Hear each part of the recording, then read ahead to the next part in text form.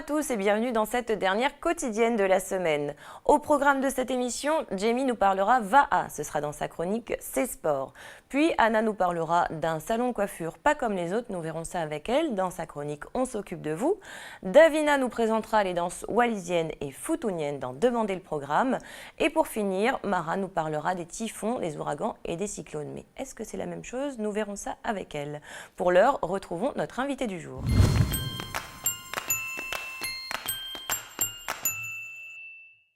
Et je reçois aujourd'hui Madame Hélène Colombani, qui est donc écrivain. Vous êtes également docteur d'État en anthropologie sur les mythologies océaniennes. Et puis vous êtes aussi directrice de la collection Lettres du Pacifique et vous faites également partie du Cercle des auteurs du Pacifique. Bonjour Madame Colombani. Bonjour Chloé. Alors dans un premier temps, je parlais du Cercle des auteurs du Pacifique. Est-ce que vous pouvez nous présenter un petit peu cette association, s'il vous plaît? Oui, alors le Cercle des auteurs du Pacifique, que l'on peut appeler aussi le CAP, a été créé dans les années 95-96 par un groupe d'écrivains et d'auteurs de Nouvelle-Calédonie, donc créé à Nouméa, à l'initiative de ces personnes.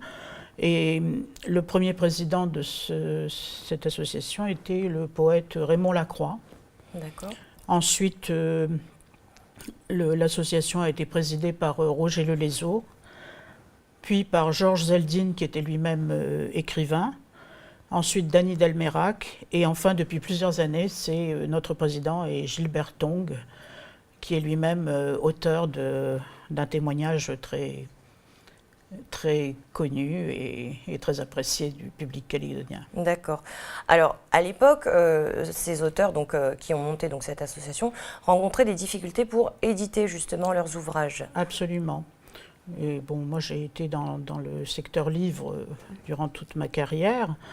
Donc j'ai pris l'initiative de contacter plusieurs éditeurs lorsque j'étais à Paris, dont un qui est l'éditeur Harmattan parisien qui produit qui fait paraître le plus de livres sur le territoire national, qui a accepté de se lancer dans cette aventure, de créer une collection que j'ai appelée Lettres du Pacifique et que je dirige donc depuis 2005. D'accord, très bien. Alors, combien d'ouvrages, combien d'auteurs sont édités depuis la création de cette collection ? Alors, actuellement, c'est-à-dire à peu près 9 ans après la création, on en arrive à une soixantaine de titres qui ont paru dans différentes catégories, aussi bien littéraires que de sciences humaines. Et ça représente à peu près 75 auteurs, puisque certains de ces livres sont collectifs. L'intérêt, c'est que pas mal de livres, alors ça couvre toute la région Pacifique. D'accord. Pour la littérature et certains. Alors nous avons également des auteurs qui témoignent, certains qui font des recherches. On a pas mal d'universitaires qui écrivent dans cette collection, qui font des recherches sur l'histoire des archipels du Pacifique ou éventuellement sur l'histoire des découvertes de la colonisation, des débuts de la colonisation. Mais également des universitaires qui font des recherches sur les traditions océaniennes du passé, précolonial. Alors je vois que vous avez apporté avec vous un petit échantillon justement de ces ouvrages. Oui, un tout petit échantillon parce que ça commence à peser son poids. Alors on va en parler justement. Donc vous nous parlez de différents genres d'ouvrages, différentes catégories. Donc on parlait d'ouvrages écrits par des universitaires, donc dans la recherche, dans les sciences humaines. On peut en parler? Oui, absolument. Alors votre sélection. Au niveau des universitaires, on a par exemple un livre comme celui-ci qui intéresse la région de Saint-Louis, de l'implantation et de la diffusion de la langue et des coutumes créoles dans la région de Saint-Louis. Donc ça concerne le 19e, début du 20e siècle. Donc colons, créoles et coulisses. Oui, alors c'est écrit, l'intérêt c'est que c'est écrit par un auteur néo-zélandais qui enseigne dans une université australienne. Donc ça a été traduit en français. Traduit en français, oui, elle est parfaitement bilingue. J'ai ce livre également Alors, le peuple de l'océan. Le peuple de l'océan est écrit par un amiral qui s'appelle Emmanuel Desclèves, qui a rendu... Alors ce livre est préfacé par Michel Rocard, qui a rendu hommage au génie de la navigation des anciens Polynésiens. Les premiers navigateurs, les premiers navigateurs du Pacifique qui traversaient sur de petites pirogues, enfin petites, plus ou moins petites, mais en tout cas qui avaient un véritable génie maritime auquel un grand professionnel de la navigation lui-même rend hommage, et ce qui est souligné par Michel Rocard. D'accord. J'ai également une universitaire de Polynésie française qui s'appelle Christine Pérez, qui a écrit 2 volumes intitulés L'échappée pacifique sur les traditions des anciens Tahitiens, Polynésiens, enfin tout le triangle polynésien. Et c'est un ouvrage qui a été vraiment plébiscité. Ces 2 ouvrages ont été plébiscités, en particulier en Polynésie et même au-delà, parce que ce sont des ouvrages de référence, de même que celui-ci. Alors là, on a les dons du ciel des anciens Polynésiens. Alors ça, ce sont toutes les anciennes traditions astronomiques des anciens. Oui, absolument. La connaissance des astres, et en particulier d'un astre qui était très important pour les peuples non seulement polynésiens, mais également mélanésiens, qui est la planète Vénus. Ah, d'accord. Et beaucoup de traditions, de rituels tournés autour de Vénus, ce qui malheureusement s'est un petit peu perdu puisque ce sont des traditions orales, mais que ce livre fait connaître d'une façon tout à fait intéressante. J'ai également des auteurs australiens, comme le professeur John Ramsland. Gardien de la Terre dans la vallée de la Manning. Alors ça, c'est un exemple de livre traduit de l'australien, de l'anglais, sur les débuts de la colonisation en Australie et l'implantation des premières missions au sein des tribus aborigènes et ce qu'il en est advenu. D'accord. J'ai également donc toujours un ouvrage comme celui-ci sur l'administration des affaires aborigènes en Australie depuis 1972, qui a été écrit par Isabelle Auguste, qui est une chercheuse originaire de la Réunion, mais qui s'est intéressée à l'histoire de l'Australie, à l'histoire des peuples du Pacifique. D'accord. Donc ça, c'est pour toute la catégorie universitaire des auteurs qui ont fait des recherches. C'est un petit échantillon, mais qui vous montre quand même que...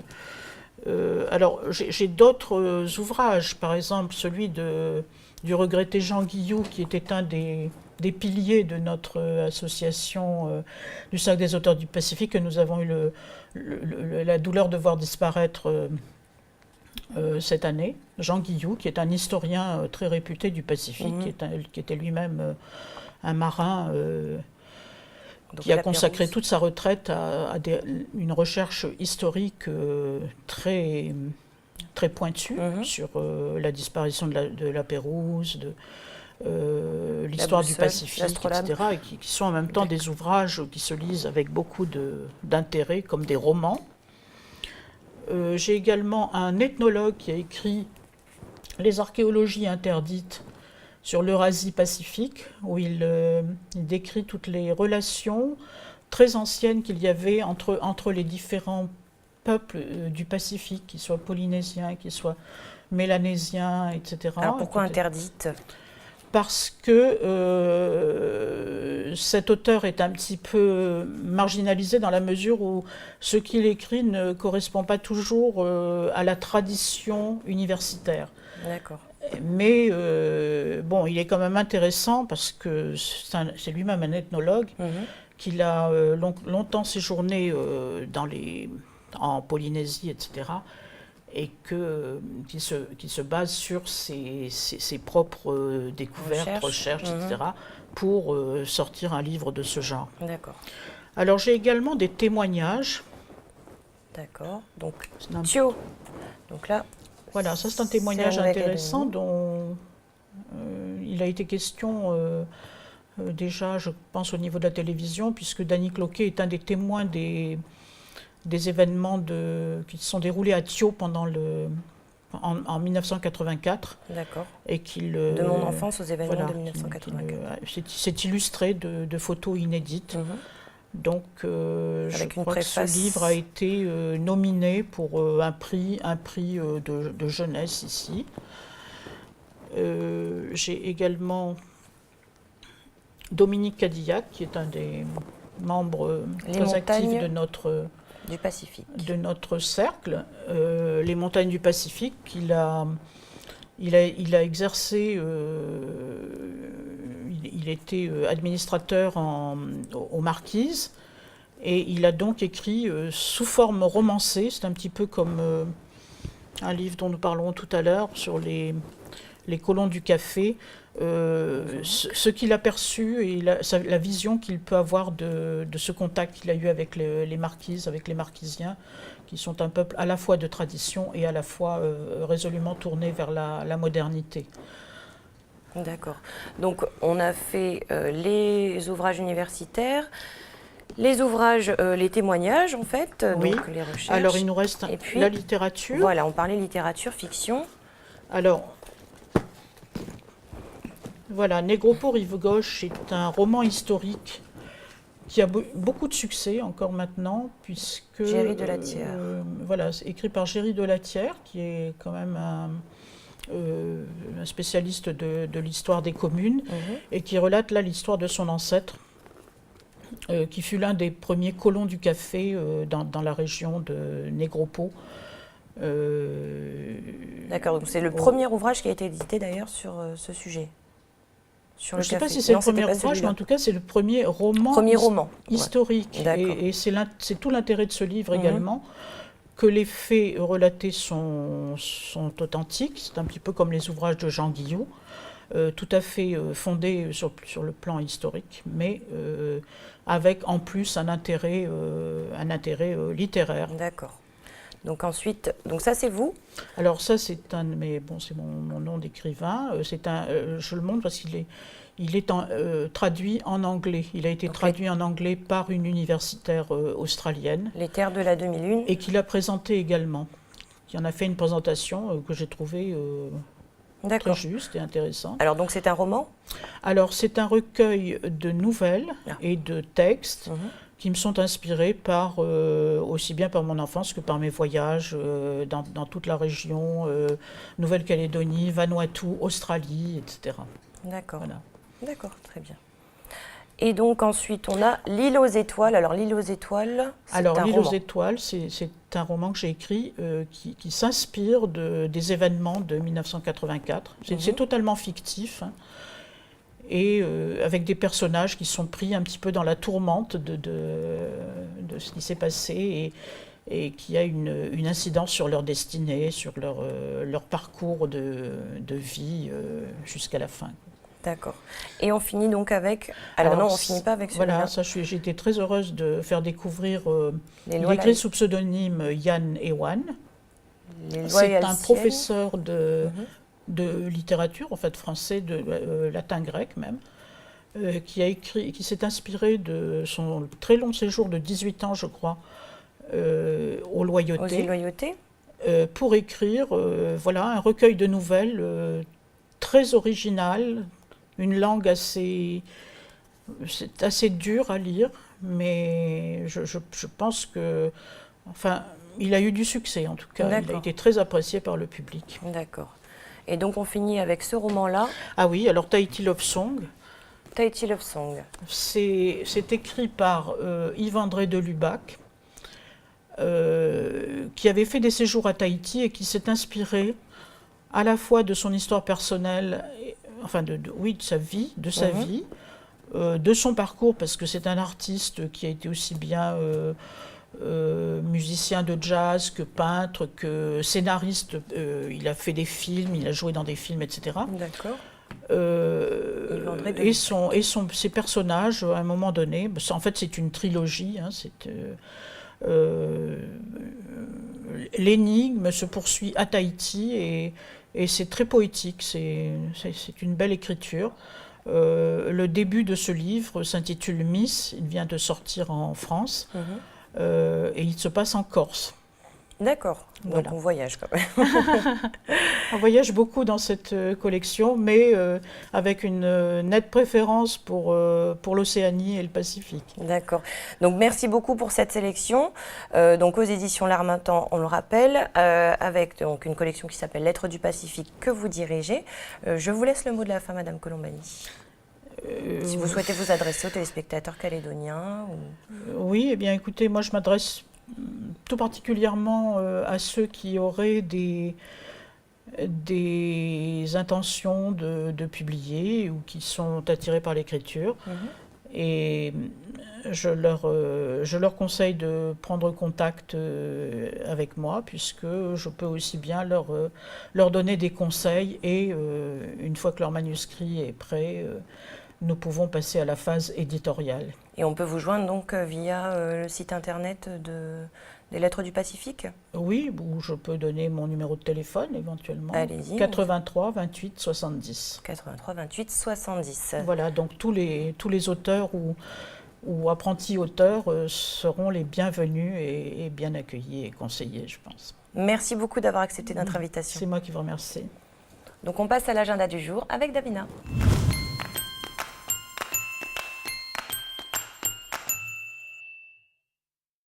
Salut Davina. Salut Chloé et bonjour à tous. Alors aujourd'hui on va aller du côté de Fidji si tu veux bien. Ah oui, avec On va plaisir. s'intéresser comme d'habitude à un petit festival. Ben voilà, le festival Hibiscus qui aura lieu cette année du 15 au 22 août. Donc c'est quand même la 59e édition cette année. Donc c'est pas mal. Ça existe déjà. depuis longtemps. Depuis longtemps, depuis 1956 exactement. Voilà. Donc je crois que c'est le plus vieil événement organisé dans le Pacifique. D'accord. Bah ouais, quand même. Tu te rends compte, 1956, 1956, c'était pas hier, quoi. Hein. Donc voilà, c'est aussi l'un de ceux qui durent le plus longtemps parce que c'est quand même 9 jours de festivités.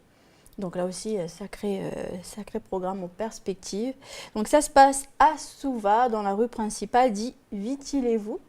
Là, tout est bloqué, la rue devient une rue piétonne et puis tu vas avoir... qui seront mis en place différents manèges tout le long de la rue. C'est impressionnant le nombre de manèges qu'ils ont, surtout les espèces de grandes roues. Là. Ils en ont au moins 6. Ah oui, ouais. Quand nous on n'en a qu'une et elle est pas très petite, c'est un grande. bébé à côté, Ouais, c'est sûr. à côté de celle que j'ai pu voir là-bas.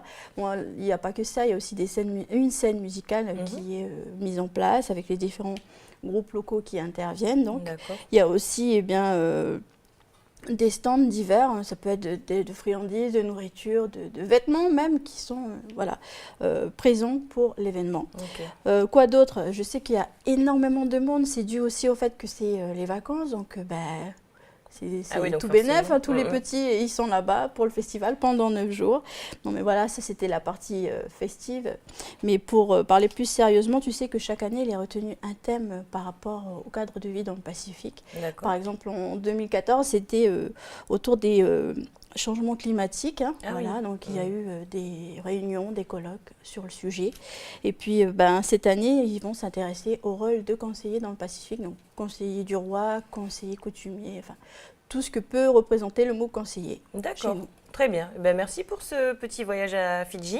Alors, comme tu le sais, toutes les bonnes choses ont une fin. Donc, retour chez nous pour la suite. Oui, c'est ça. Donc, on va commencer avec une info pratique qui concerne la circulation sur la commune de Bourail. Donc, en raison des travaux sur l'Office des postes et télécommunications, la circulation sur la RM6, dite route de Pueo, entre donc l'entrée du FSH et la vallée de Roblin, est réglementée comme suit jusqu'au 15 avril 2015, de 6h à 17h du lundi au samedi inclus. La circulation se fait par demi-chaussée en alternance et la vitesse est limitée à 30 km/h. Notez aussi que la circulation pourra être ponctuellement interrompue. D'accord. Alors, après Bourail, direction Nouméa. Oui, c'est ça, on va s'intéresser aux stages qui sont proposés par le Centre d'art de la ville de Nouméa, donc qui propose aux jeunes de la ville de passer des vacances, même s'ils n'ont pas forcément les moyens. Il y a plusieurs activités qui sont mises en place pour vous infos et qui sont gratuites, donc il ne faut pas s'en priver, hein. Aujourd'hui, je voulais mettre en avant l'une d'elles. Il s'agit du stage en audiovisuel avec Fred de l'association Calciné. Donc voilà, le stage dure une semaine, du lundi donc au vendredi de 8h à 16h, je crois. Oui, c'est ça.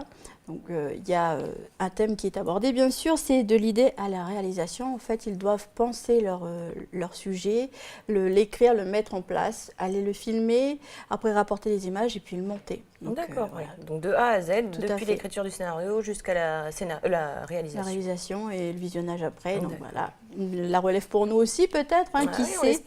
Donc voilà, ça s'adresse aux jeunes qui ont entre 14 et 16 ans.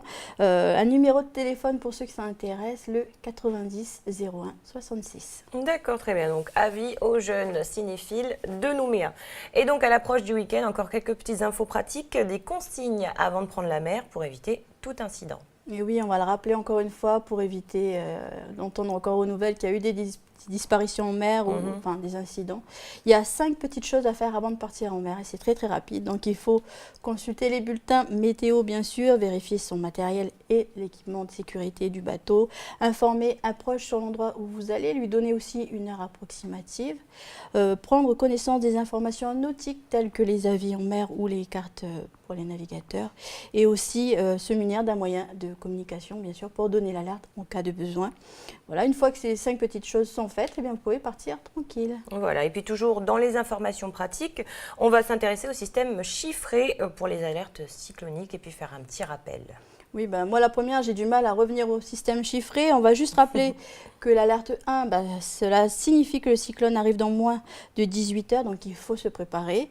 En alerte 2, il faut aussi se préparer. Là, il arrive en moins de 6 heures, il faut se protéger surtout. Voilà, après le cyclone passe et il y a une phase de sauvegarde. Là, il faut quand même rester prudent, on ne sait jamais s'il décide de faire demi-tour. Il faut quand même faire attention. On croise quand même les doigts en espérant qu'il n'y ait pas de cyclone quand même cette année. Donc on est fin prêt pour le week-end, hein. Vous savez tout ou presque? Oui, presque tout. Je vous dirai le reste dans la rubrique Demandez le programme tout à l'heure. Bon, tout à l'heure Davina alors. Oui. Quant à nous, on passe à la chronique C'est Sport avec Jamie.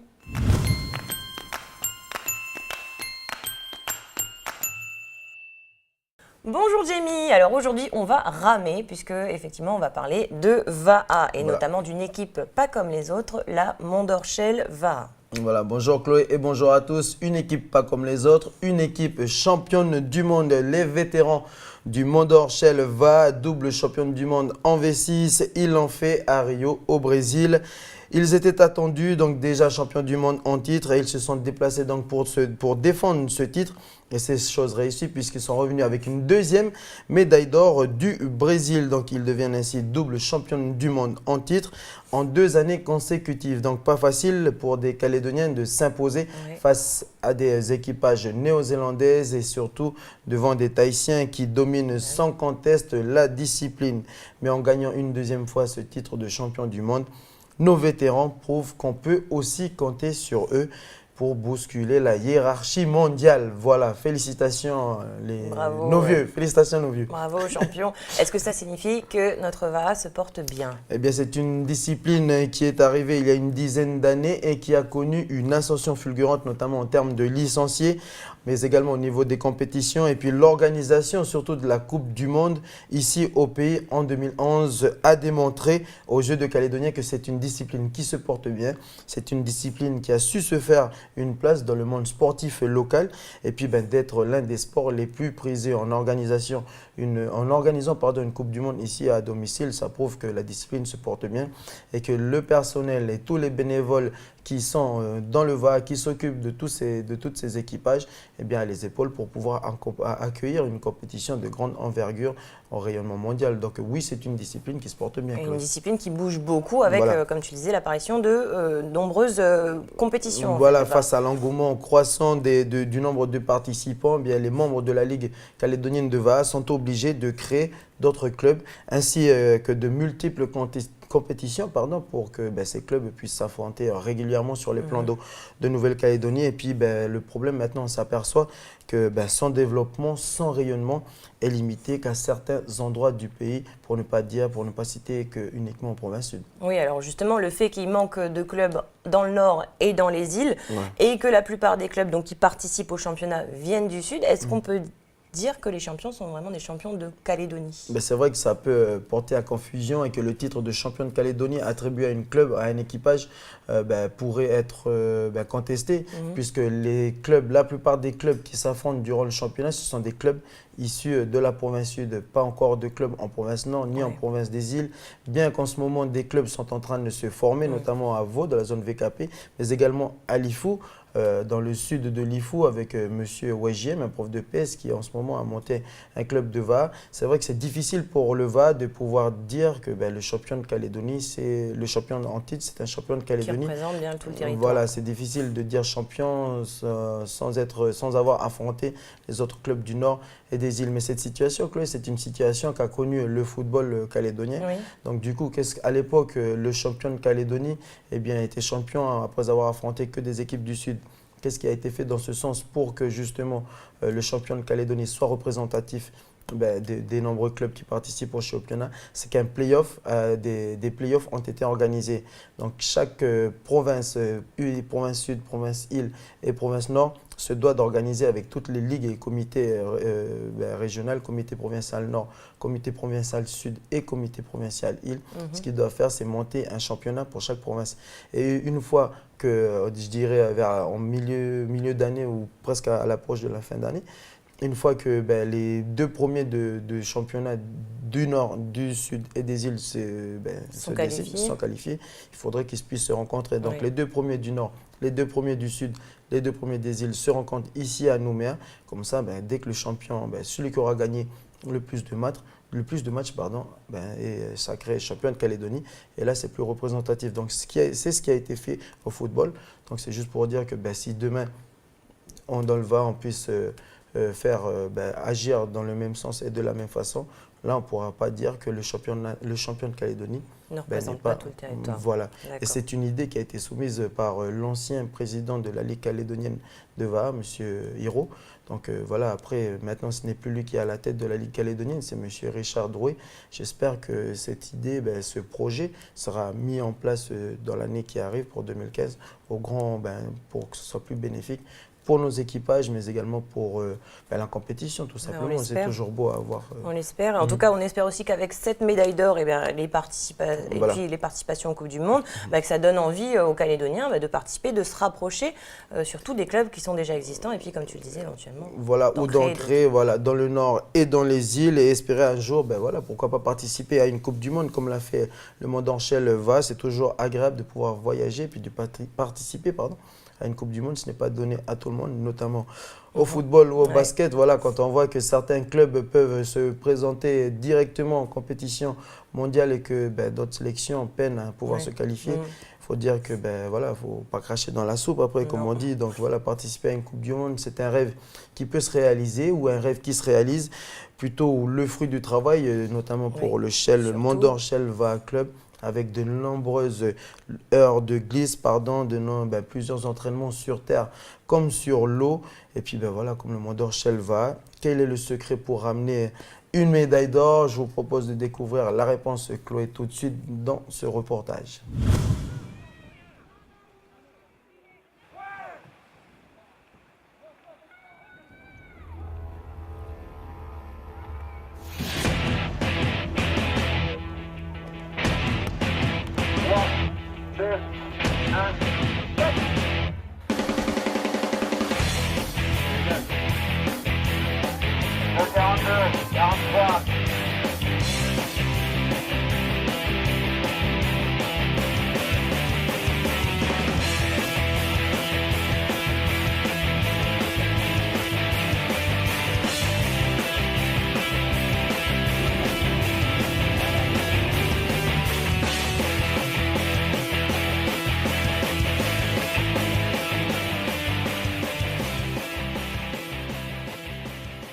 Alors, le club Mondor Shell VA, c'est un club né d'une bande de copains en 1999. On a voulu voilà, se mettre un peu au VAA et puis on avait fait pas mal de clubs à droite à gauche et on a voulu créer un peu notre propre club entre nous. Et voilà, pour pouvoir s'amuser et faire un peu des compétitions après, par la suite à l'extérieur.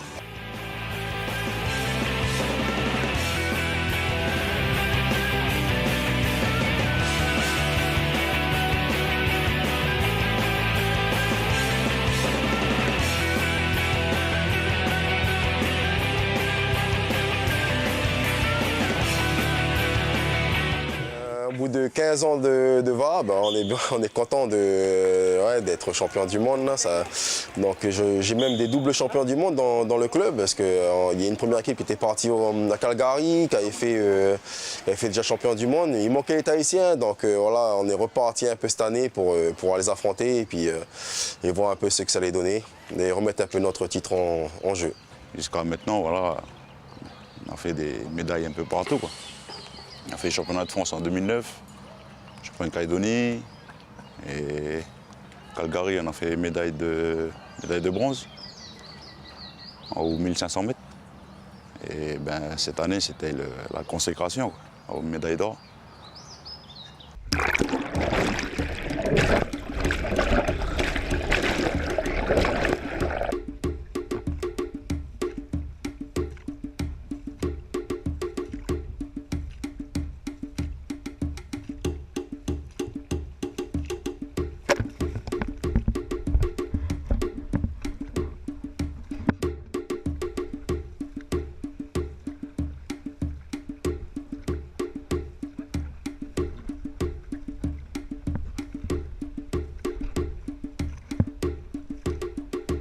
Sur place, bon, on s'est préparé pour. On a eu l'aide d'un grand entraîneur comme Laurent Ganet. Hein. Ça a été celui-là qui a un peu chapeauté tous mes entraînements, qui a supervisé un peu tout ça.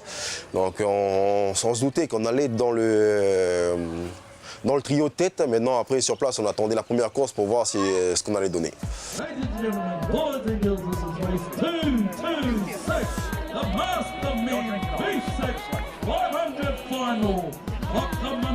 From New Zealand, Alfian Langlois, PLCA Clayton from California, Canada 103, New Caledonia round 4. Sur les premières fois, il y a beaucoup de stress. Et après, on arrive un petit peu à gérer au fur et à mesure. Et en plus, comme c'est un sport d'équipe, on se calme, on se fait confiance mutuellement et on arrive à gérer le stress. Et par contre, quand on a franchi la ligne d'arrivée, c'est un soulagement et surtout une grande joie si on arrive à passer dans les 3 premiers.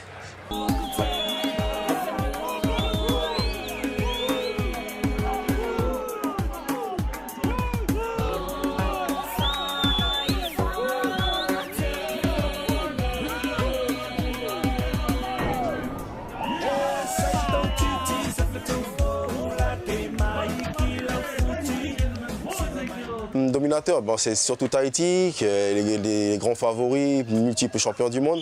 L'équipe hawaïenne, néo-zélandaise, vice-champion du monde. Les Hawaïens toujours dans le podium, dans le top 5. Il fallait se méfier aussi des Brésiliens, grands favoris de cette année.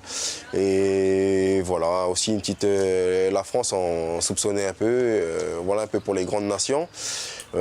Écoute, sur place, c'est vraiment très bien passé, super ambiance, chaleureux, ambiance brésilienne. Tout le monde, voilà, ça se donnait la main, fair play, vraiment bon contact, bon échange, vraiment super ambiance, quoi. Ah, c'est sûr, c'est grandiose et ça nous permet de voir du pays aussi, du monde, voir comment les autres vivent.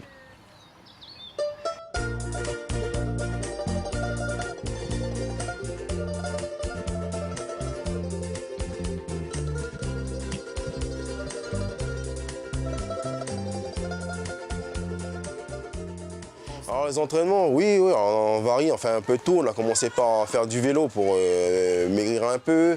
On a fait un petit peu de footing, on a fait un peu de musculation chez un copain qui a bien voulu prêter sa salle, avec des haltères bien. C'est vraiment rudimentaire avec 3 haltères, un banc et puis une barre. Voilà. Ensuite donc musculation et puis de la rame, quoi. Entraînement tous les soirs, tous les samedis, voilà, c'est assez chargé, mais bien vraiment du spécifique. C'est le spécifique qui a vraiment fait la différence. Les uns et les autres, on n'avait pas envie de se décevoir, on faisait des efforts pour être au niveau des autres en fait, pour rester, voilà. Oui, ben, préparation, préparation physique, préparation mentale, psychologique, il fallait vraiment préparer, il fallait être bien prêt. On ne peut pas aller sur un championnat du monde les mains dans les poches sans entraînement. L'entraînement paye et c'est ce qui s'est passé pour nous.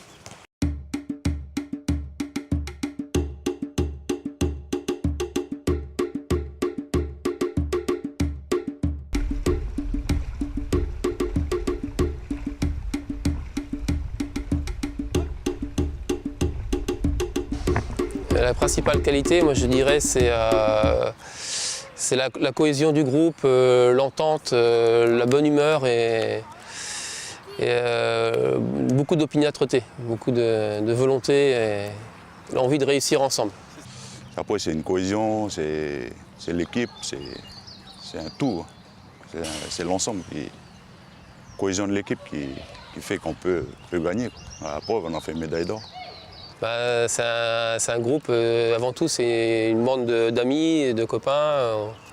On se connaît très bien et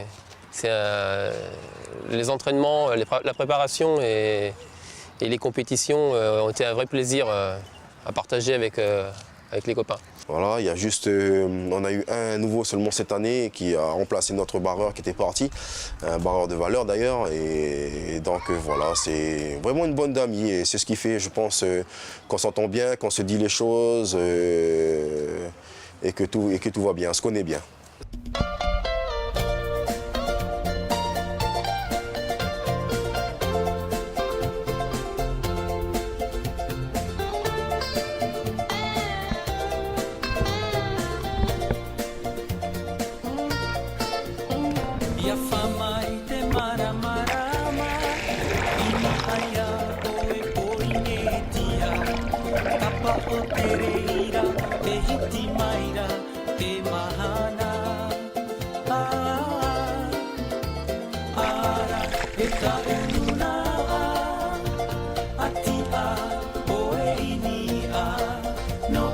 Je pense que maintenant les portes sont ouvertes. Je pense que la Calédonie maintenant peut franchir le rang mondial et puis s'afficher, ne plus avoir peur de Tahiti parce que c'était la grosse valeur sûre de Tahiti.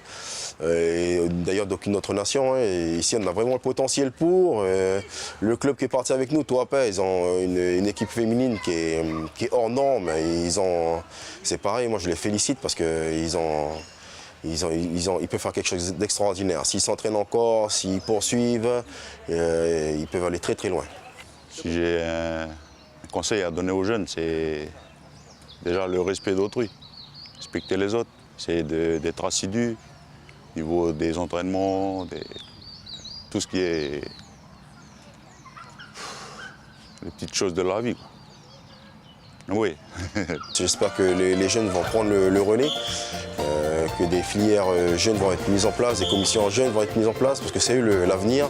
Et il y a beaucoup de choses à faire dans le Var. J'espère que les décideurs vont prendre les choses en main et puis ils vont créer un peu quelque chose vont recréer un peu l'ambiance qu'il y avait en 98 là et vont mettre un coup de punch dans le Var. Voilà.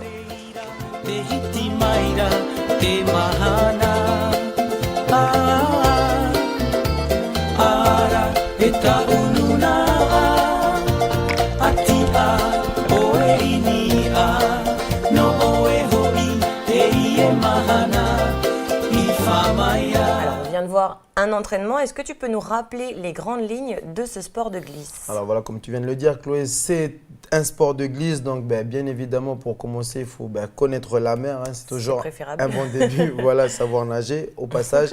Et puis, le VA, c'est un sport qui peut se pratiquer en individuel avec la V1 ou par équipe en V3, V6, V12. Donc, 12 pour 12 rameurs, j'allais dire 12 joueurs. Et V1 pour un rameur. Aussi. Avec le barreur, voilà. Donc, c'est la personne qui est placée à l'arrière de la pirogue, comme on l'a vu dans ce reportage. Donc son rôle, c'est de diriger, guider, en fait. voilà, diriger la pirogue. Et c'est une personne qui joue un rôle important d'ailleurs, parce que dans les virages, c'est là où les équipes peuvent rattraper leur retard ou creuser l'écart. S'il effectue un bon virage assez rapide, ils peuvent repartir facilement. C'est comme au drift ou comme au rallye. Voilà, tu prends un bon virage, si tu le prends trop large, tu perds du temps. Plus tu resserres le virage, et mieux c'est pour repartir. Ouais, c'est quand même une grosse responsabilité, parce qu'on a tendance à croire que le barreur, il fait rien du tout pendant que les autres rament. Voilà, c'est l'impression que j'avais lorsque j'ai découvert cette discipline au collège. Ouais. Chacun choisissait la place qu'il voulait occuper, puis moi je voulais.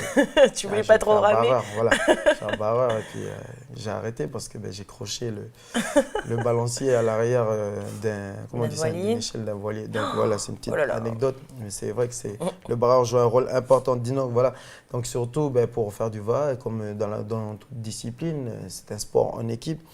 Donc, il faut avoir l'esprit d'équipe, tout simplement. Et puis, je pense qu'avec ces 4 options, là, chacun pourra, comment on va dire ça, pourra y trouver son goût. Si tu préfères ramer tout seul, tu as le V1. Voilà, tu as la V1, si en V3, puis V6, jusqu'en V12. Voilà. Et puis après, surtout, physique et stratégie, ce sont les 2 termes qui feront de vous un excellent rameur ou pas. Ouais, c'est très très physique. Tu le vois d'ailleurs à la carrure des rameurs. On voit qu'ils ont des épaules assez larges. Ce sont les épaules qui travaillent le plus, je dirais. On voit sur la morphologie des rameurs. Et puis, voilà, c'est peut-être. Mais ils font quand même de la musculation. Ils font beaucoup de musculation aussi. On a vu dans les images que tu es obligé d'avoir une bonne petite condition physique. Et surtout quand tu prépares les championnats du monde. Quand tu as en face de toi les Hawaïens aussi, j'ai oublié de les citer, mais également les Néo-Zélandais et surtout les Tahitiens, parce que ce sont, on va dire, c'est eux qui ont inventé ce sport, c'est la culture tahitienne. Voilà, donc du coup, au niveau technique et au niveau base technique de glisse, le VA, c'est une discipline qui a plusieurs années, plusieurs longueurs d'avance sur la Nouvelle-Calédonie. Les Hawaïens ne sont pas très loin, vu qu'ils ont la même origine aussi, puis presque la même histoire. Donc, une belle prouesse. Voilà, c'est quand même bon de le rappeler et puis de rediffuser encore ce reportage-là sur nos vétérans, parce que croiser des champions du monde dans les rues de Nouméa, des doubles champions du monde, autant pour moi, ce n'est pas tous les jours. Et puis pour une discipline qui, en plus le VA, qui a connu quelques chamboulements au niveau du personnel, au niveau de l'encadrement, je parle bien sûr au niveau de la Ligue calédonienne de VA, ils ont connu quelques problèmes. Ah oui. Des personnes qui se sont retirées et d'autres qui, juste parce qu'ils ne s'entendaient pas, ne sont pas entendus sur certains points, des points que j'ai cités tout à l'heure au niveau de la formule, de la nouvelle formule du championnat. Donc voilà, ils ont eu du mal un peu à se reformer. Mais c'est toujours difficile pour une discipline qui se développe bien de se relancer après un petit problème, après flottement, dans l'organisation. Donc voilà, je pense que 2015 pour eux, ça sera l'année où ils vont pouvoir mettre en place certains projets qui ont été évoqués l'an dernier, mais également l'année d'avant. Donc voilà, c'est une affaire à suivre. Et puis je pense que le prochain reportage que l'on va faire sur ces rameurs, sur nos rameurs en or, on pourra dire que la nouvelle formule est arrivée et que les playoffs ont fait leur apparition au niveau du VA. Là, je pense que, si je dois dire des bêtises ou pas, mais une nouvelle formule s'impose, notamment pour le bon déroulement du VA et puis des rameurs.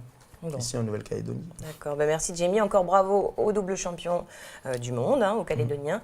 Et puis merci Jamie, on se retrouve bientôt. Merci Chloé et merci à tous. Quant à nous, on s'occupe de vous avec Anna, c'est tout de suite.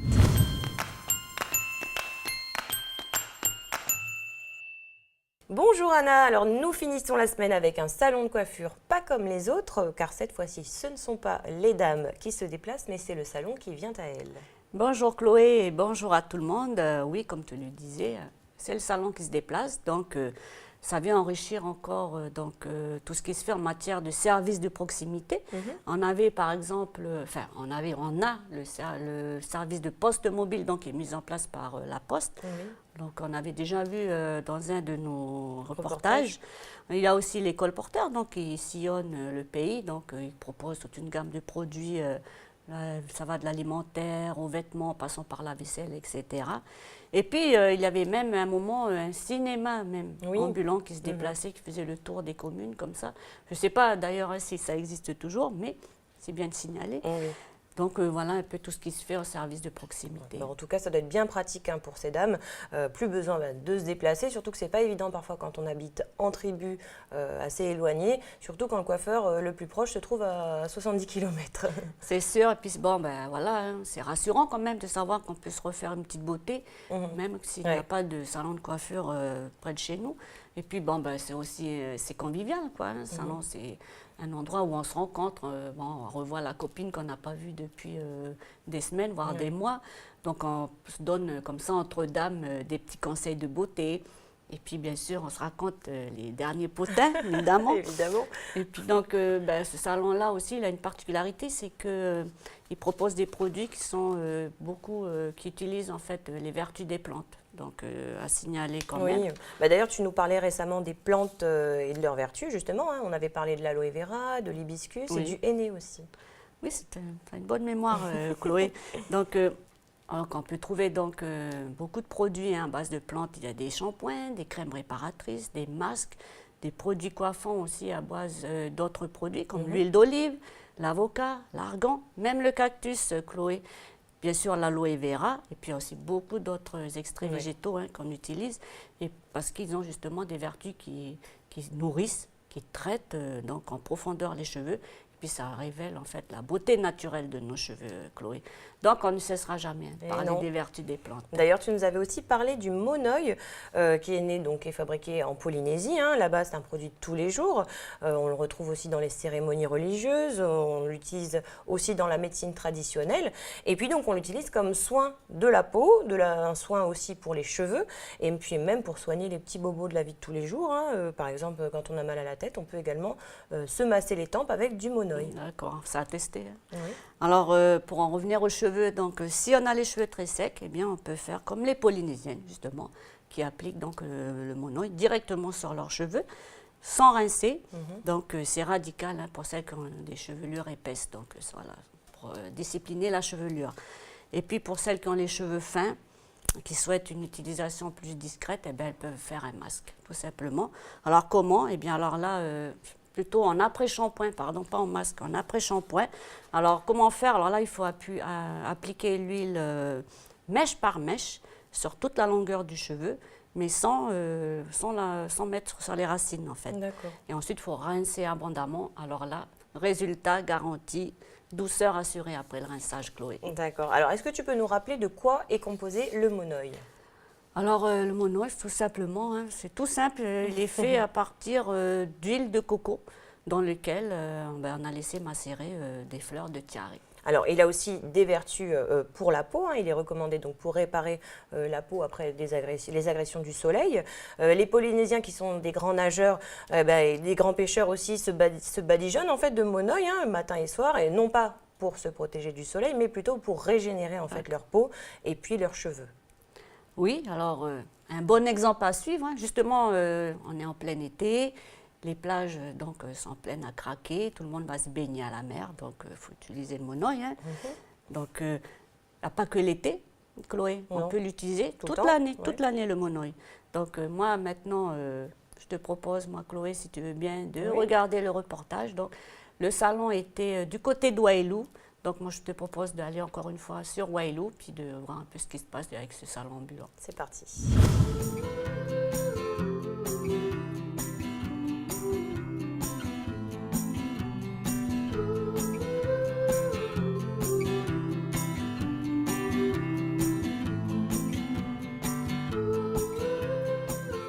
Le système camion de coiffure a été mis en place il y a 6 mois. Hein, voilà, mais par contre, c'est un travail qui a germé dans la tête de mon patron et dans la mienne également, et on a ressenti qu'il y avait un besoin de le faire. Et effectivement, oui, c'est très apprécié par les gens des tribus. Au plus c'est reculé, au plus c'est apprécié. On a une équipe, hein, on tourne en fait en roulement avec un personnel travaillant dans nos salons de coiffure qui sont à Nouméa, basés à la vallée du Tyr, et nous tournons toujours à 3. Donc on est toujours 2 coiffeurs, plus une personne qui est chargée de nous introduire, voire Robert, qui lui s'occupe aussi de la partie vente, hein, de tous les accessoires que nous avons, ainsi que les produits cosmétiques que nous vendons donc au public, aux clientes, avec les conseils qui vont avec. Pour mettre en place le projet, on a fait des coutumes. Il y a déjà 100 et quelques tribus qu'on a fait. On est passé par le chemin coutumier pour avoir accès aux femmes, après discuter, conseiller et tout. C'est déjà la première chose, déjà que quand j'ai intégré ce travail, c'était mon premier travail. On fait des tournées, on est toujours en tournée, toutes les semaines, on est constamment en tournée dans des endroits différents, notamment, principalement la côte Est, puisque c'est à cet endroit-là qu'il manque de salons de coiffure. Donc nous étendons à ce niveau-là.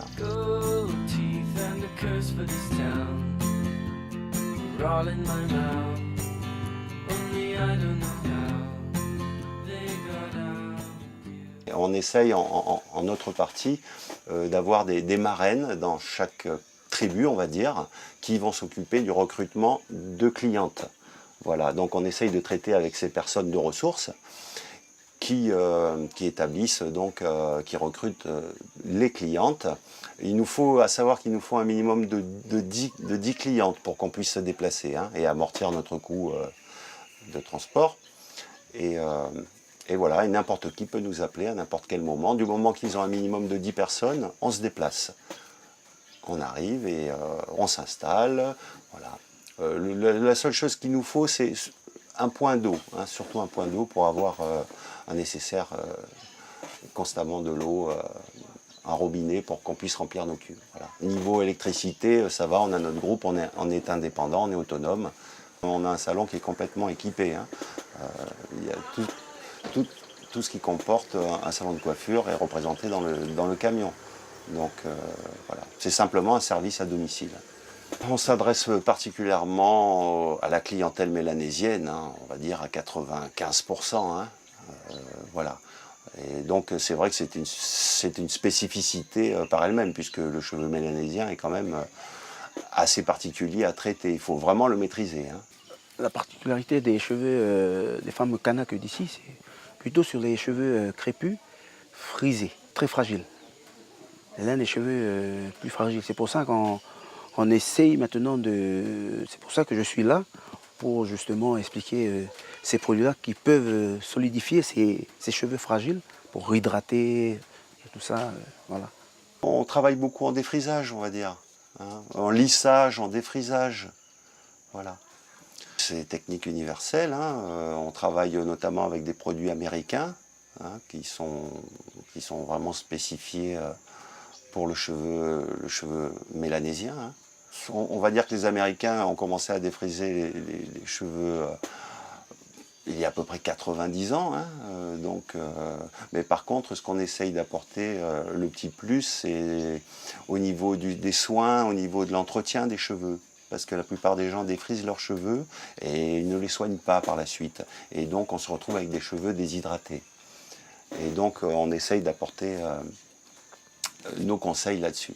La première remarque, c'est quand une dame arrive, on lui explique le problème de ses cheveux secs.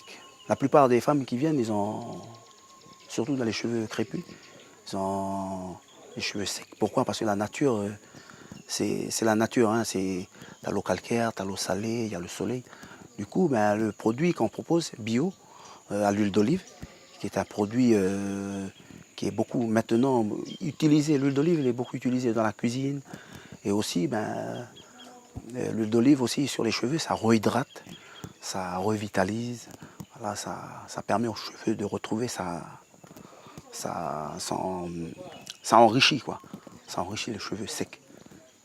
Il y a une volonté à se mettre en valeur chez la femme mélanésienne. C'est simplement que bien souvent la transformation est tellement forte qu'elle va se sentir un petit peu gênée.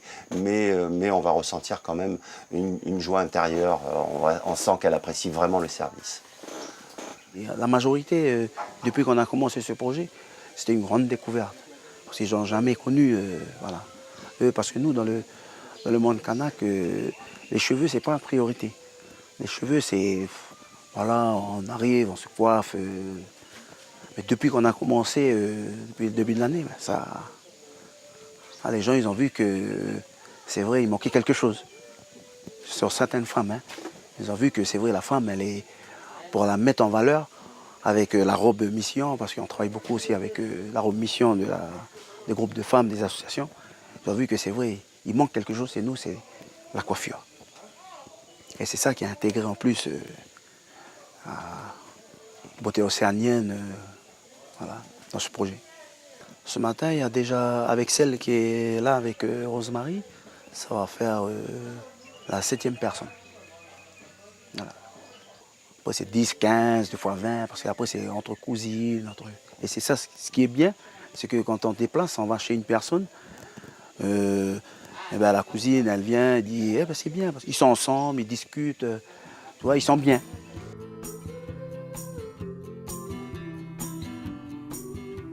Voilà donc pour ce sujet d'André Ravel, donc un charmant petit salon ambulant qui fait surtout beaucoup de kilomètres apparemment. Oui, parce qu'il sillonne quand même tout le territoire, hein, donc voilà, ça en fait des kilomètres, Ouais. mais bon, ça leur fait aussi une découverte du pays en même temps. Donc ça satisfait en fait les dames qui n'ont pas de salon de coiffure dans leur commune, donc voilà, c'est le salon qui vient à elles. Et puis il y a quelques années encore, hein, c'était pas évident hein, de pouvoir se faire coiffer. Il n'y avait pas tellement de salons de coiffure, surtout dans le nord Surtout et dans aux le îles. nord, oui. Donc maintenant, ça se développe un peu plus. Donc, mais bon, il n'y en a pas encore partout. Donc voilà.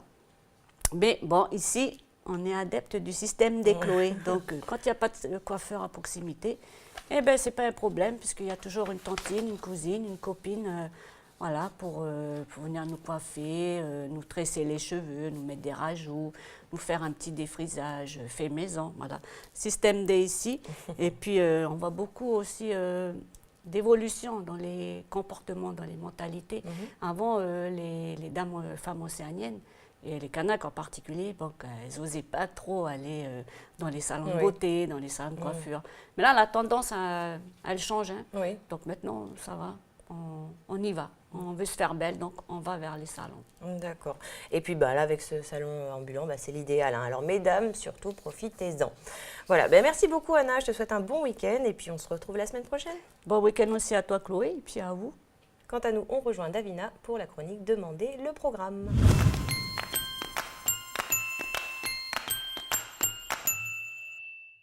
Et rebonjour Davina, alors aujourd'hui on va parler d'une danse traditionnelle très connue dans le Pacifique qui nous vient de Wallis et Futuna, il s'agit du Soamako.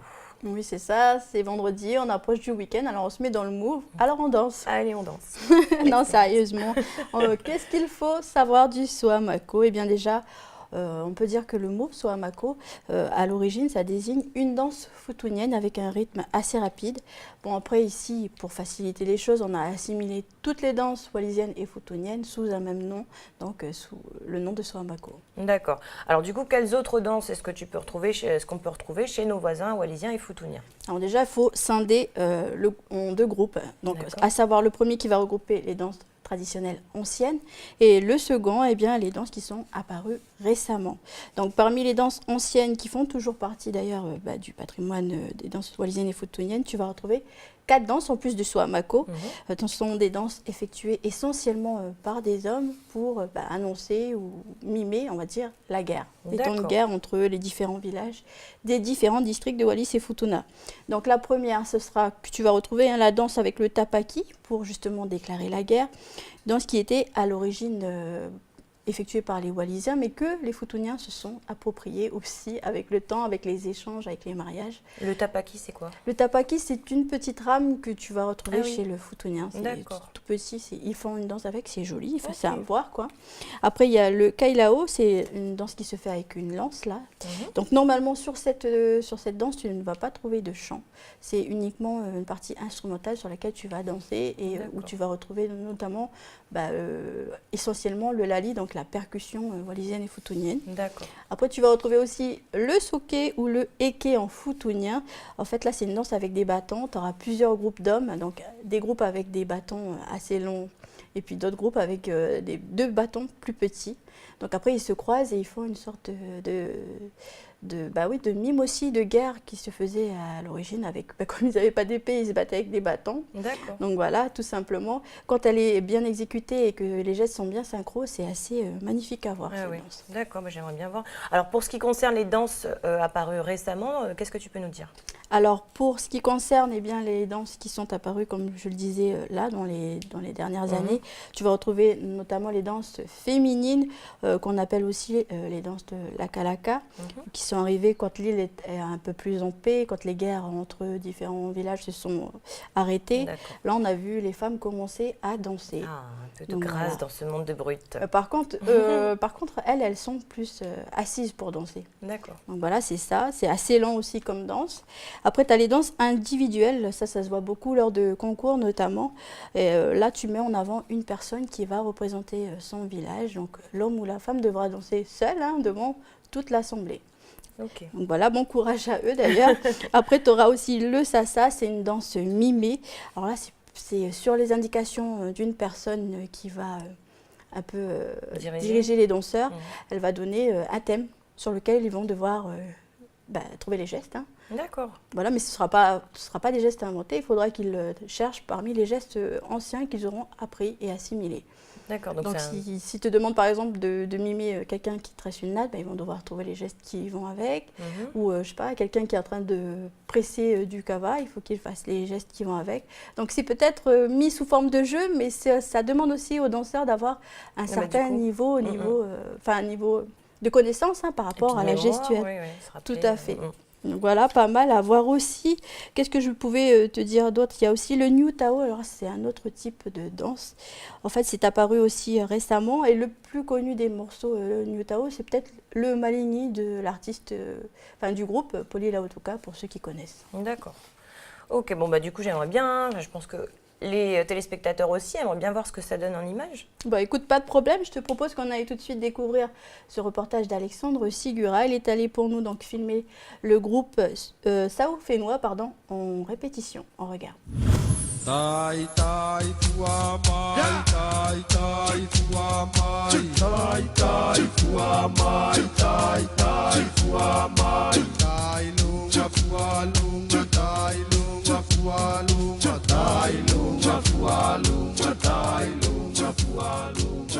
Le Swamako est une danse guerrière qui se pratique beaucoup chez les jeunes de chez moi, wallisiens, futuniens. Elle vient de Futuna.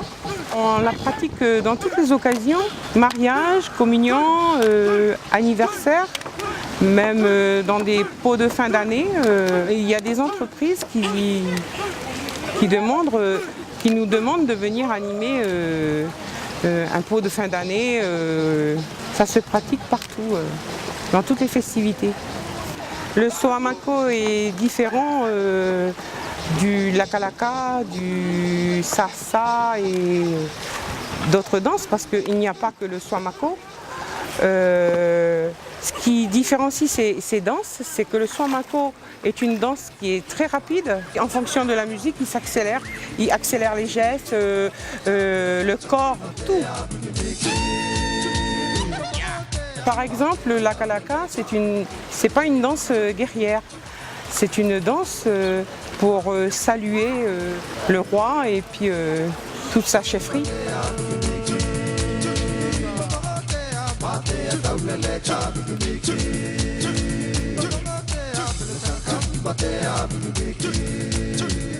Les costumes, c'est fait, on appelle ça chez les Wallisiens et même chez les Futuniens, c'est le faou. Le faou, c'est l'arbre, on appelle cet arbre le bourrao. Ça se prépare traditionnellement avec l'écorce et c'est avec les fibres qu'on fait le sissi. On met autour de la taille le sissi et le karoa, c'est le collier. Je pense que c'est important pour eux de garder leur culture. J'ai grandi avec le Swamako, grandi avec ma culture et ma tradition. J'ai vu mes oncles, mes cousins danser dans des fêtes, ça m'a plu, ça m'a trouve pas le mot pour dire ça, mais ça m'a plu d'apprendre cette danse, vu que en ce moment ça commence à se perdre. Ce qui me plaît, c'est danser pour le plaisir, danser pour montrer mon origine. C'est important de connaître son origine, surtout. Au tout début, ça a commencé avec pas beaucoup de personnes. Puis on a fait appel à des jeunes du quartier pour venir danser avec nous. Puis on est un peu beaucoup de tout partout. Ça nous permet de connaître plus de gens. Puis la danse, on demande des aides à des vieux Wallisiens. Comment danser ça, nous apprendre quelque part.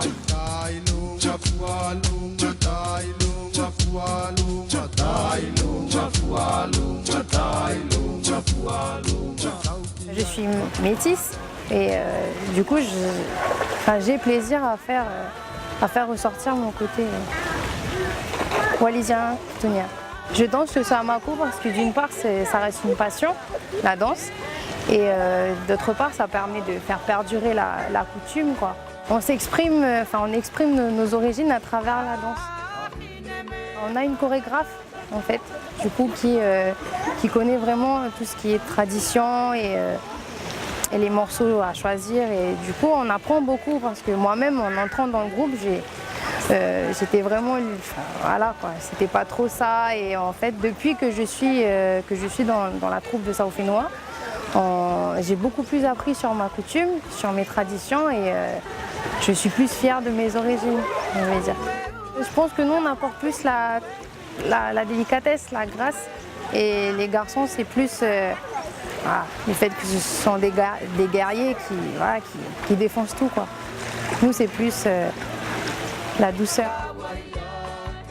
Aujourd'hui tout est devenu tout s'est modernisé, je veux dire. Et tout le monde, tous les jeunes métis comme originaires de Wallis et Futuna n'ont pas la chance d'avoir leurs grands-parents ou leurs parents qui sont encore dans les traditions. Et du coup ça se perd un peu trop facilement. Et c'est pour ça que le fait d'avoir des troupes comme ça de danse, ça nous permet de maintenir tout ça en fait. Et voilà, après il y a des jeunes qui sont tellement dans ce qu'il y a aujourd'hui que qu'ils apprécient pas trop, ils sont pas trop dans le move, quoi. Et il y en a d'autres à qui on donne envie justement en dansant de retrouver leurs origines, et voilà. J'aime danser, c'est une de mes passions, et en même temps je fais ça pour faire plaisir à mes grands-parents parce qu'ils sont à fond dedans.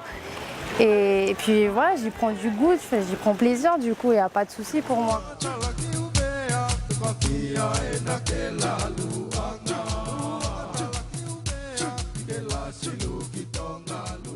Quand je vois dans toutes les festivités qu'on est présent, je vois ils aiment leur culture. Les jeunes aiment danser le Soamako. Même s'ils sont en groupe de jeunes filles même. Et dès qu'ils entendent la musique du rythme Soamako, et tout le monde se met, même si tu ne sais pas danser, tout le monde danse le Soamako. C'est dans le sang en fait. Et je pense aussi qu'ils veulent sauver leur patrimoine et garder la coutume et puis tout ce qui va avec de Wallis et Futuna.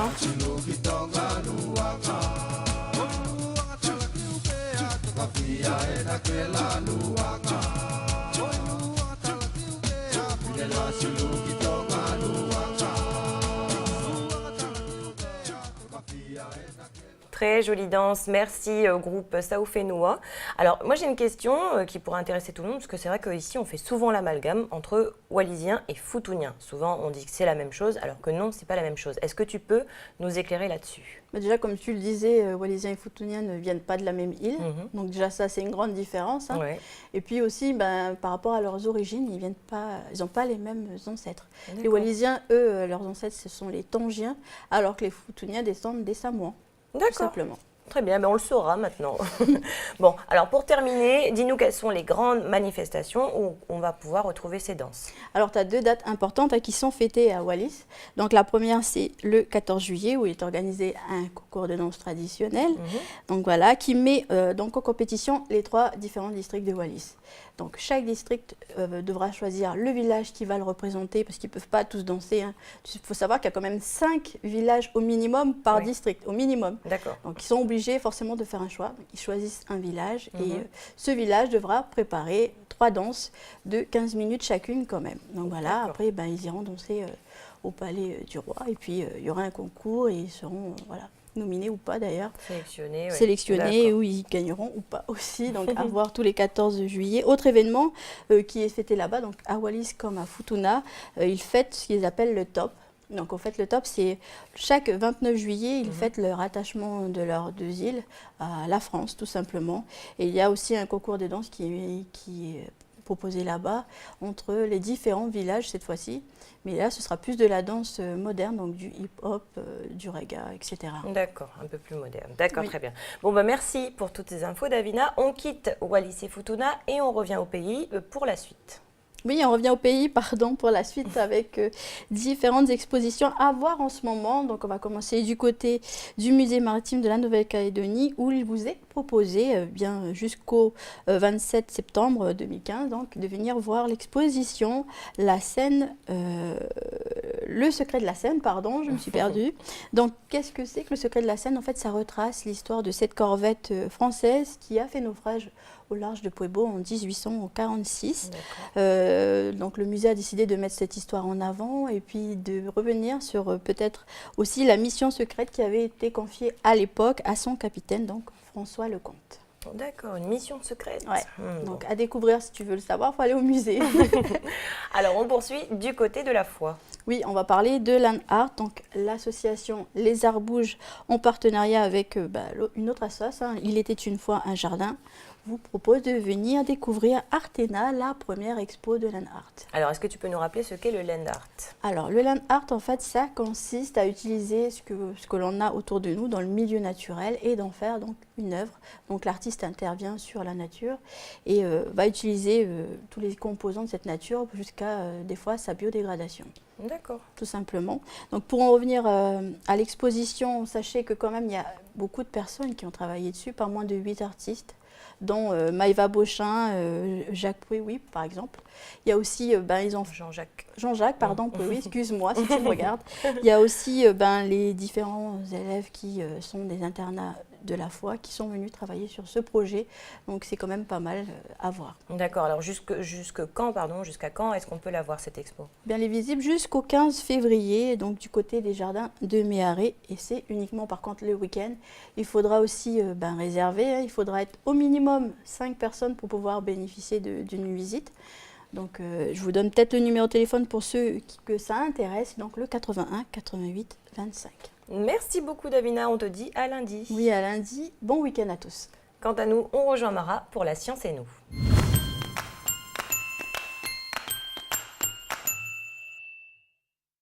Salut Mara. Salut Chloé, salut à tous. Les phénomènes météorologiques extrêmes, cyclones, typhons, ouragans, c'est le thème de notre chronique aujourd'hui, nous surprennent souvent par leur arrivée brutale et par les dégâts qu'ils occasionnent. Ils nous rappellent notre vulnérabilité face à la puissance de la nature. C'est clair que dans ces moments-là, on ne fait pas les malins. Et d'ailleurs, est-ce qu'il y a une différence entre typhon, ouragan et cyclone ou alors c'est la même chose en fait? Alors en fait, ouragan, cyclone et typhon désignent le stade terminal d'un même phénomène météorologique, les fortes tempêtes tropicales. En fait, on pourrait croire que c'est pour nous compliquer la vie, mais pas du tout. C'est pour nous simplifier l'identification que les scientifiques leur attribuent une dénomination spécifique en fonction de la zone géographique où elle se déroule. Dans tous les cas, il s'agit essentiellement d'un système fermé de circulation d'air dans l'atmosphère qui combine une basse pression et des vents forts qui tournent dans le sens inverse des aiguilles d'une montre dans l'hémisphère nord et dans le sens horaire dans l'hémisphère sud.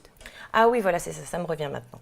Alors, dis-nous tout. Où est-ce qu'une tempête tropicale s'appelle un ouragan, par exemple? Dans le nord de l'Atlantique et du Pacifique. L'ouragan Katrina, par exemple, qui a dévasté la Nouvelle-Orléans en 2005 et qui qui reste à ce jour un des plus puissants de l'histoire des États-Unis. On se souvient tous des images. Hein. Et en fait, le nom ouragan, figure-toi qu'il a été donné à ce phénomène d'après le nom d'un dieu, le dieu du mal caribéen, donc Huracan. Ah oui, je savais pas ça. Moi non plus. Et les typhons alors? Alors, on les appelle typhons quand les tempêtes sévissent dans le nord-ouest du Pacifique. En septembre 2013, il y a eu un super typhon qui a fait au moins 25 morts dans le sud de la Chine avec pluie torrentielle et du vent à 165 km/h. Plus récemment, aux Philippines, il y a eu un typhon encore plus important, mais nous en parlerons un peu plus tard dans cette chronique. D'accord. Et donc, il nous reste les cyclones. C'est chez nous, hein. Donc ça se déroule en fait dans le Pacifique sud-est, c'est ça? Oui, c'est ça. Et aussi dans le sud-est de l'océan Indien, on appelle aussi les fortes tempêtes, comme chez nous, des cyclones. Donc chez nous, on se souvient encore du cyclone Erika qui avait sévi en 2003. Oui, le bilan matériel et humain avait été très lourd. Et à partir de quand est-ce qu'on considère qu'une tempête devient un cyclone, un ouragan ou un typhon? Alors, pour qu'une tempête tropicale soit qualifiée de typhon, ouragan ou cyclone, il faut que la vitesse des vents dépasse les 118 km/h, soit 33 mètres à la seconde. Le pic de fréquence de ces événements, c'est à la fin de l'été, quand l'eau est la plus chaude. Donc, mer chaude, forte humidité et des vents faibles, les 3 ingrédients pour la parfaite tempête tropicale. Et ils ont toujours des petits noms, les cyclones, ouragans ou typhons. Qui c'est qui décide de ça en fait? Alors en fait, depuis les années 50, auparavant en fait, c'était les météorologues qui les nommaient comme ils voulaient. Ils prenaient souvent le nom de leur petite amie, de leur femme ou de quelqu'un qu'ils n'aimaient pas trop, on ne sait pas. Et puis bon, il y a eu plusieurs mésaventures. Il y a eu les associations féministes qui n'étaient pas d'accord, qu'on nomme toujours les tempêtes par des noms de filles. Oui, c'était pas juste. Et donc depuis les années 50, les noms sont piochés dans l'une des 6 listes annuelles de prénoms qui sont établies par le Centre national des ouragans des États-Unis. Donc chacune de ces listes compte 21 prénoms qui sont anglais, français ou espagnol, en référence en fait aux pays qui bordent l'Atlantique. Et la première tempête tropicale de la saison porte un nom qui commence par un A, un prénom pardon, la deuxième par un B, et puis ainsi de suite toute l'année, sauf pour les lettres. Ils sont sympas, Q, U, X, Y et Z, qui sont exclus parce que, évidemment, rares sont les prénoms qui commencent par ces lettres. Voilà. D'accord, donc s'il y a 6 listes, ça veut dire que tous les 6 ans, ils réutilisent les mêmes prénoms? Oui, alors par contre, à un détail près, les prénoms des tempêtes qui ont fait de trop nombreuses victimes ne sont pas repris, justement par respect quand même pour ces victimes. D'accord, bon, le bon côté, si on peut en trouver un quand les éléments se déchaînent, c'est que ça rappelle sa condition à l'humanité. On en a besoin de temps en temps, même si malheureusement il y a des victimes innocentes. C'est vrai que sans ça, je pense que les hommes auraient toutes les raisons pour se sentir absolument tout-puissants. Mais ça fait vraiment mal quand ça arrive. Le typhon Haiyan qui s'est abattu sur les Philippines en novembre 2013, où les autorités évoquent un bilan de 10 000 morts et 2 000 disparus. Wow. C'est un typhon de catégorie 5, donc c'est la catégorie la plus élevée, avec des vents maximum estimés à 315 km/h et des rafales qui atteignaient 380 km/h. Il pourrait s'avérer le plus violent mesuré à ce jour. On regarde. When I hit the window, I already... J'ai essayé de grimper sur la fenêtre, mais j'avais déjà de l'eau jusqu'au cou. J'ai dû nager jusqu'au plafond et je l'ai percé pour pouvoir respirer.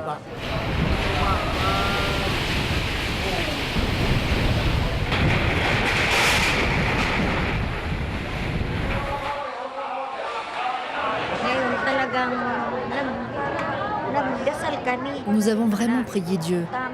On disait, s'il vous plaît, Seigneur, arrêtez. Nous n'en pouvons plus. Nous avons des enfants.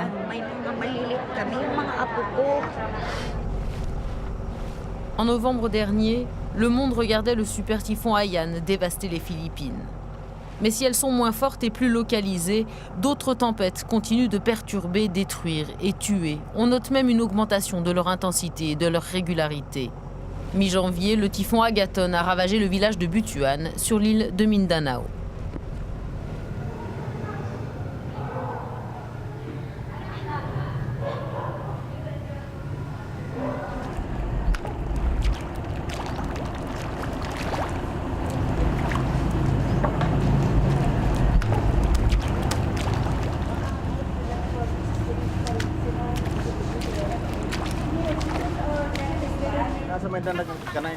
Kadto siro akong gipakuan na gapon itabang na ang mga tao ni kapitan akong gipag-escape na. This particular À l'heure actuelle, il s'agit des plus importantes inondations que le village ait connues. Cette école est l'un des bâtiments de la ville qui a été le plus endommagé. C'est pourquoi tout le monde a été surpris. Tout le monde est victime de cette inondation.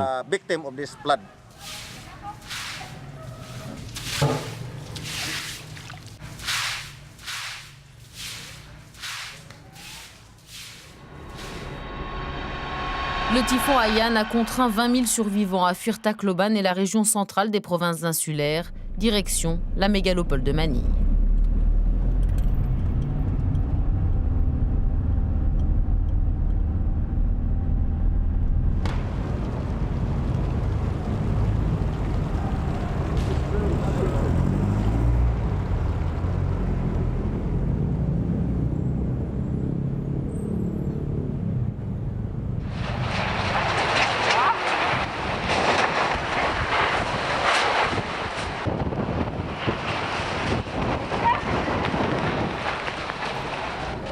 Beaucoup de ces survivants ont besoin d'aide pour pouvoir rentrer chez eux, même s'ils craignent ce qui les attend.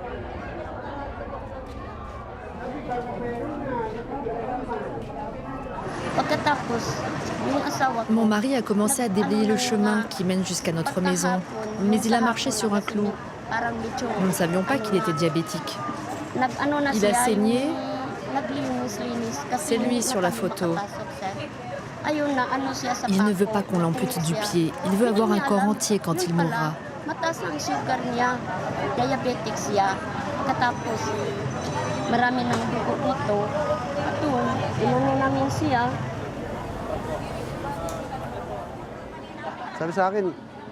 Ma femme est venue vers moi, hystérique. Elle a dit « Gadoun, ton fils s'est fait attaquer à Manille ». Mon fils aîné, qui s'occupait de ses frères et sœurs, avait été poignardé et tué.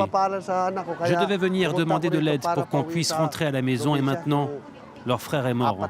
À Tacloban, j'ai juste construit un abri avec des débris ramassés après le passage du typhon.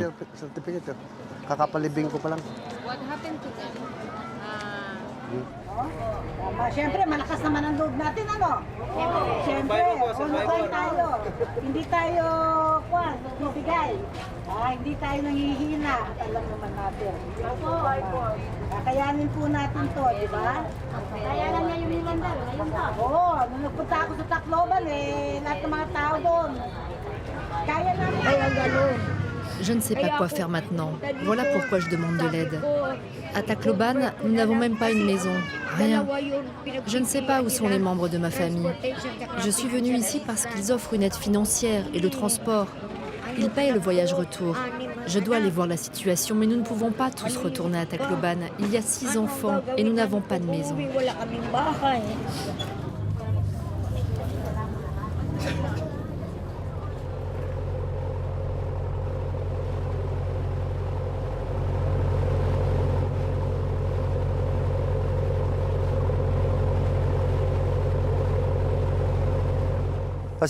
Quand le typhon a gagné en intensité, la famille Mohipos, qui a vécu dans cet abri, a refusé de se rendre au centre d'évacuation. Elle a voulu rester ici pour protéger ses biens et a dressé une tente en bord de route. Son histoire est une tragédie.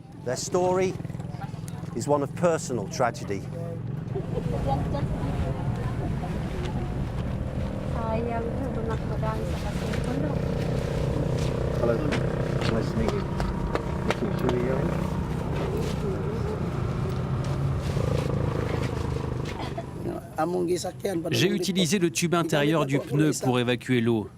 Je n'ai pas vu que mon fils m'avait suivi. Il a nagé. Je suis rentré et j'ai dit « Où est Jojo ?» Ma femme m'a répondu « Qu'est-ce que tu veux dire ?» Quand je l'ai vu, il avait de l'eau jusqu'à la taille. Alors je suis retourné le chercher. Je savais qu'il s'était noyé. Des gars nous ont aidés. Ils ont trouvé mon fils sous le pont. Il était boursouflé, le visage vers le ciel, mort.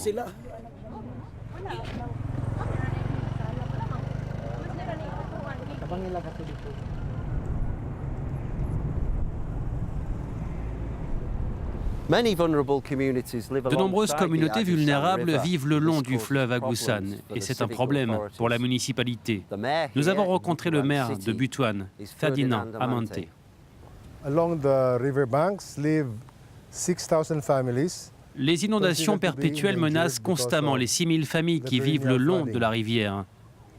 Depuis des centaines d'années, pour nos ancêtres et nous, la rivière Agusan est une source de vie. Mais dernièrement, elle est devenue un problème et un handicap. Nous avons dû évacuer 20 000 familles, soit environ 100 000 personnes. Nous essayons de rester, de nous débrouiller, mais la route est difficile et très longue.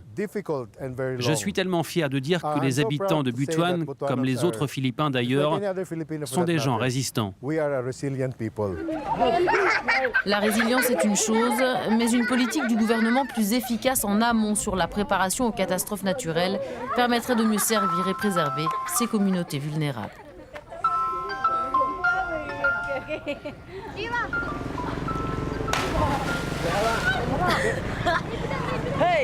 C'est clair que c'est souvent les mêmes qui ramassent plus tous les dégâts annexes, les inondations, les rafales, le vent, etc. Ouais, c'est clair que c'est très difficile de s'en relever, surtout pour des pays qui n'ont pas beaucoup d'argent. Eux, en tout cas, aux Philippines, c'est clair qu'ils ramassent chaque année. Il y a une vingtaine de grosses tempêtes ou typhons qui leur passent dessus. L'année dernière, ils en ont eu 22.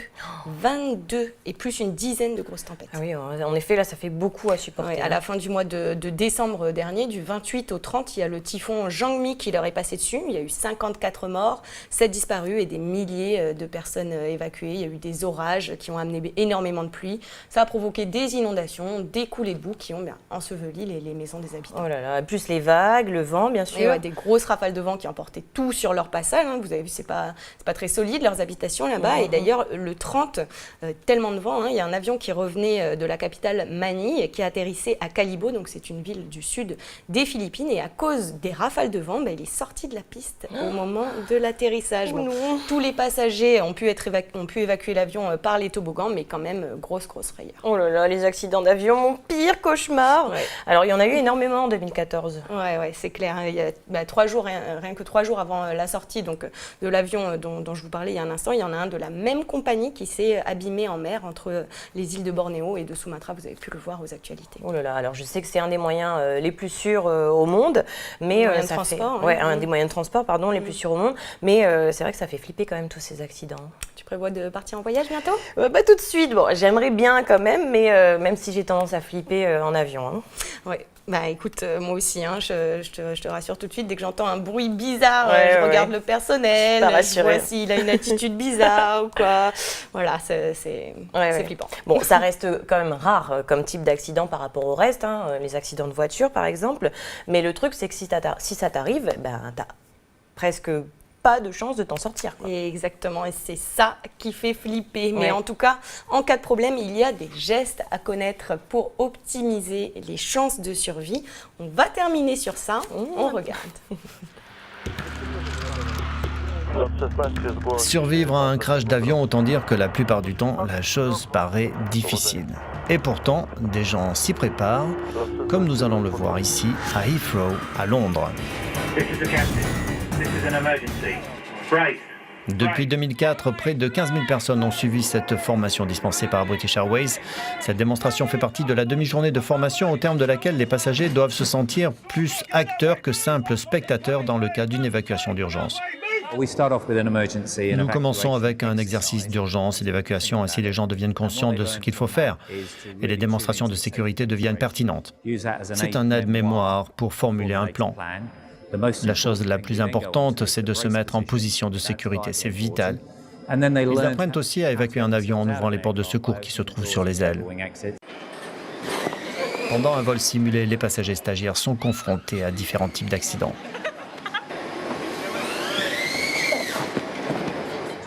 Les passagers sentent toujours qu'ils sont un peu en dehors du coup tout au long du processus et on les met en situation d'évacuation d'urgence pour leur donner l'opportunité d'y réfléchir, de se poser des questions. Nous leur donnons les réponses et ils comprennent subitement que dans chaque situation où il y a une évacuation, où il y a une décompression, il y a vraiment des choses positives qu'ils peuvent faire pour reprendre ce contrôle.